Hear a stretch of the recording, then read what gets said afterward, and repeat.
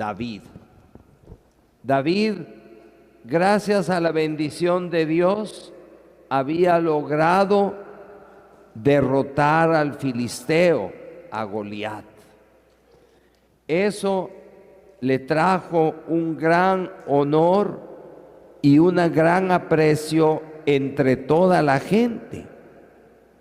Pero eso, por supuesto, suscitó la envidia de Saúl, porque en lugar de reconocerle a él como rey, reconocían a David, que no era más que un soldado del ejército.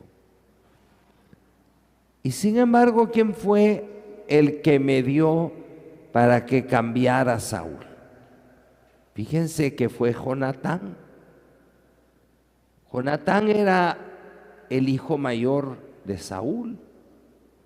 Normalmente a Jonatán le habría tocado ser el descendiente de Saúl si hubiera seguido siendo el rey.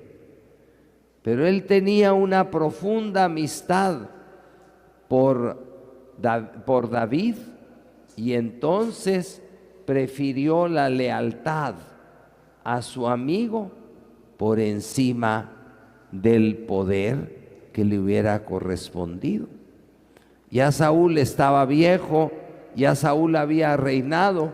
¿Quién habría sido el que realmente podría haber estado interesado?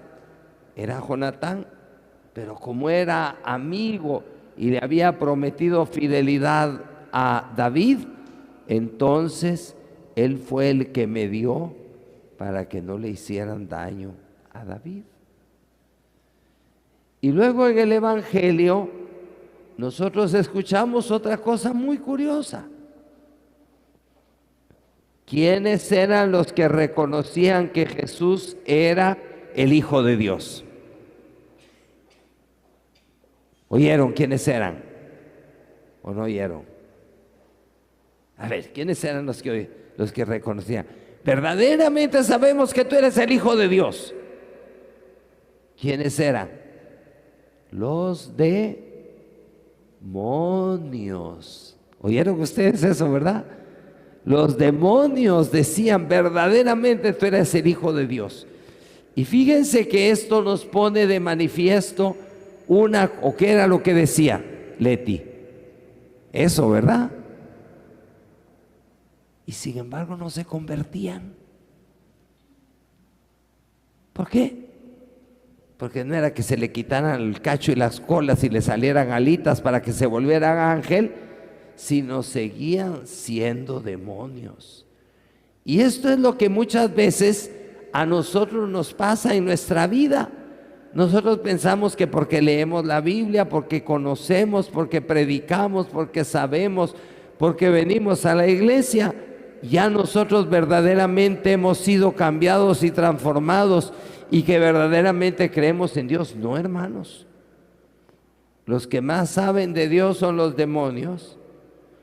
El que proclamaba que Jesús era el Mesías, el Hijo de Dios, era un demonio y sin embargo no se convertía.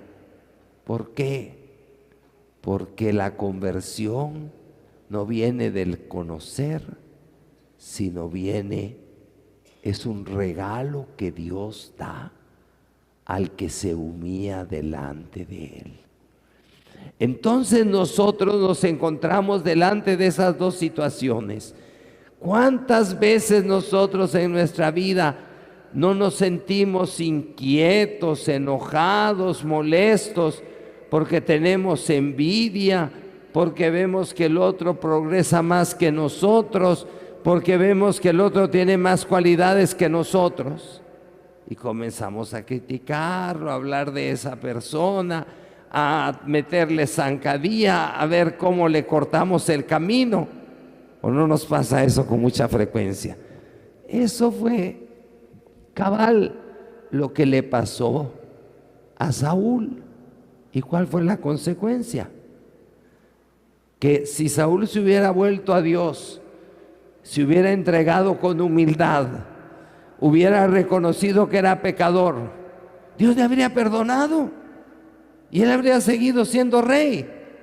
Pero como en lugar de humillarse delante de Dios, en lugar de ponerse en las manos de Dios y reconocerse pecador y darle gracias a Dios porque Dios le había ayudado en su reino, poniendo a un soldado valiente como David, se pone a tratar de acabar con él. Y esto se llama envidia. Eso se llama resentimiento. Y desgraciadamente nuestros corazones están llenos de muchas veces de eso. Miras a alguien, tu compañero que tiene algo que tú no tienes, lo quisieras tener.